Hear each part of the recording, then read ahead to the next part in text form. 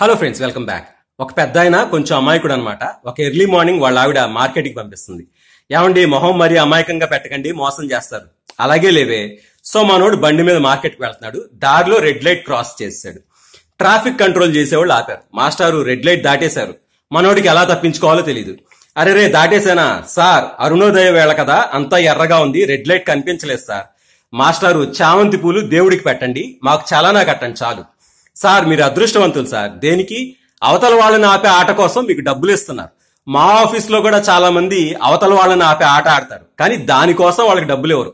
ఏంటి మాస్టారు, పొద్దున్నే నేనే దొరికానా, ఇదిగో చలానా. సో మనోడు మార్కెట్కి వచ్చాడు. మొహం అమాయకంగా కనిపించకూడదని కొంచెం కోపంగా పెట్టాడు.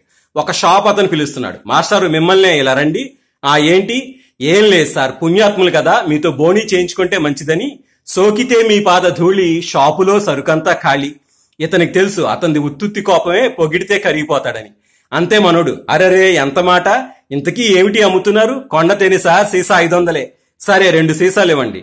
ఇంటికి వచ్చాక వాళ్ళ ఆవిడ తిడుతుంది. ఏంటండి, ఎవరో తేనె అంటగట్టినట్టున్నారు, ఇంత వయసు వచ్చింది, ఇంకెప్పుడు అర్థం చేసుకుంటారు ప్రపంచాన్ని? పిచ్చిదానా, ఎలాగూ వదిలి వెళ్లేదే కదా, ఇంక అర్థం చేసుకోవడం దేనికి? Thank you very much friends, మళ్ళీ కలుద్దాం.